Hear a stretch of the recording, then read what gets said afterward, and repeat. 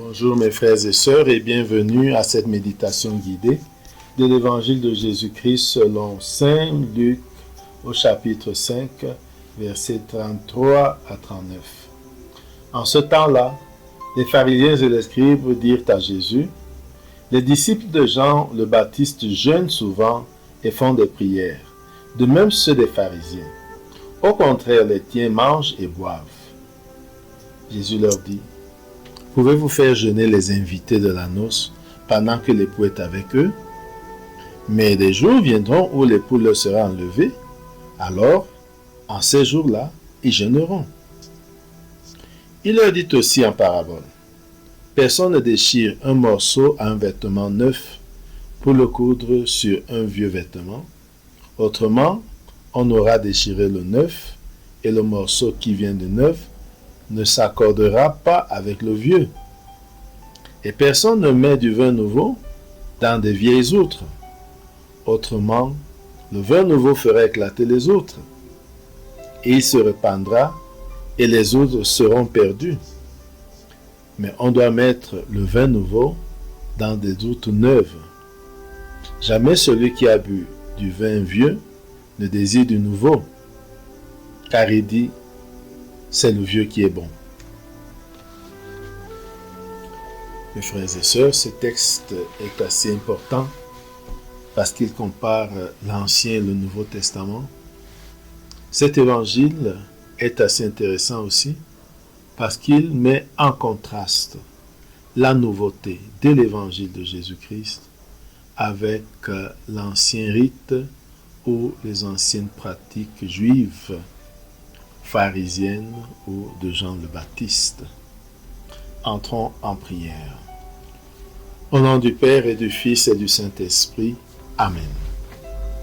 Prenons conscience de la présence de Dieu.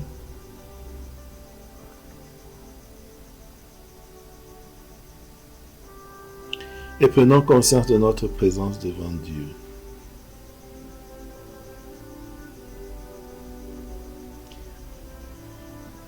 Prenons conscience de comment nous venons, notre état physique, mental, moral, spirituel.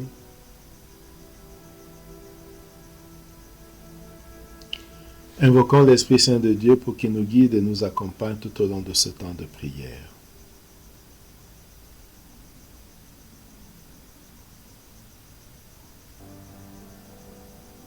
Demandons la grâce du jour, la grâce d'être des citoyens du royaume, la grâce d'être des citoyens ou des disciples de la nouveauté de l'Évangile.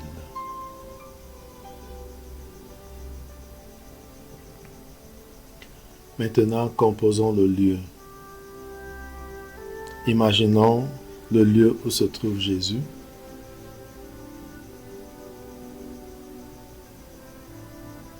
Regardons Jésus qui est là. Regardons ses disciples. Regardons les pharisiens et les scribes.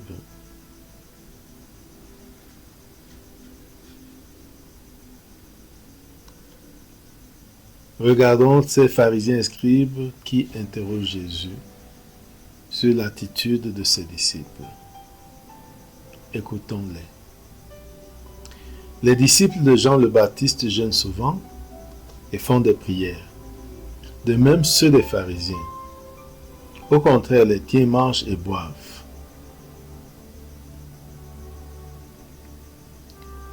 Regardons Jésus et écoutons sa réponse.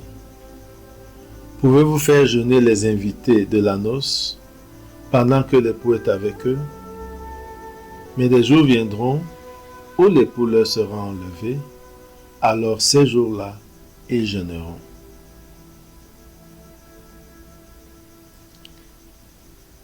Imaginons cette scène. L'époux ou les noces invitent à la fête, à manger et à boire.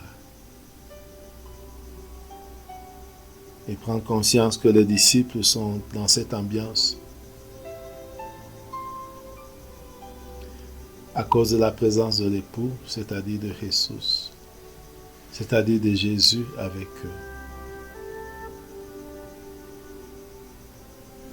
Visualisons le jour où l'époux leur sera enlevé, ou leur fut enlevé, le jour de la crucifixion et de la mort de Jésus. Mais des jours viendront où l'époux leur sera enlevé, alors en ces jours-là, ils jeûneront.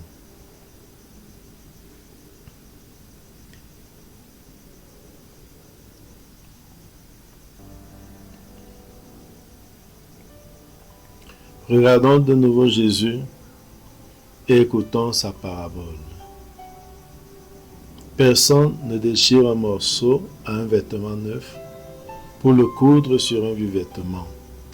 Autrement, on aura déchiré le neuf et le morceau qui vient du neuf ne s'accordera pas avec le vieux. Visualisons cela. Couper un tissu neuf et le raccommoder sur du vieux, ou raccommoder du vieux avec du neuf. Voir comment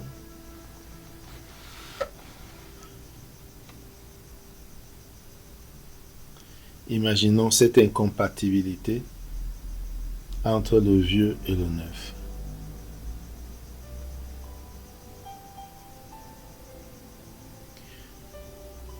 Regardons de nouveau Jésus et écoutons son autre parabole. Et personne ne met du vin nouveau dans de vieilles outres. Visualisons cela, du vin nouveau dans de vieilles outres. Autrement, le vin nouveau fera éclater les outres et il se répandra et les outres seront perdues. Voyons comment quand du vin nouveau est mis dans de vieilles outres, à cause sans doute de la fermentation, les outres éclatent et on perd à la fois le vin et les outres.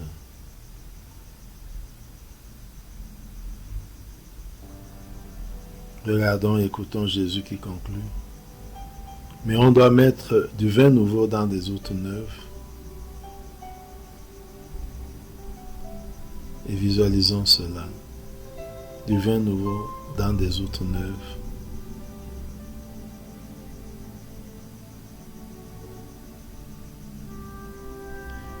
Regardons-le encore qui répond, qui dit, regardons, jamais celui qui a bu du vin vieux ne désire du nouveau, car il dit, c'est le vieux qui est bon. Essayons de comprendre cette phrase.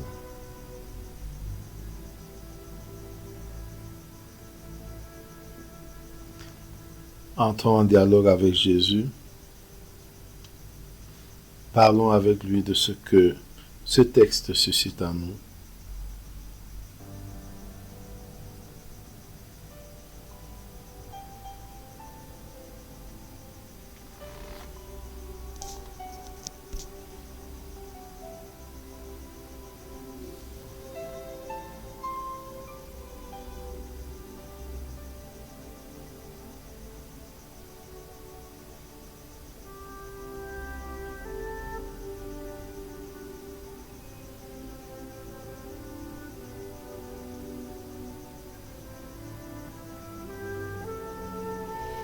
Terminons notre prière par la prière reçue du Sauveur.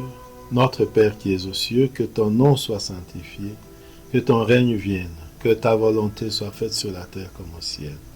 Donne-nous aujourd'hui notre pain de ce jour. Pardonne-nous nos offenses comme nous pardonnons aussi à ceux qui nous ont offensés.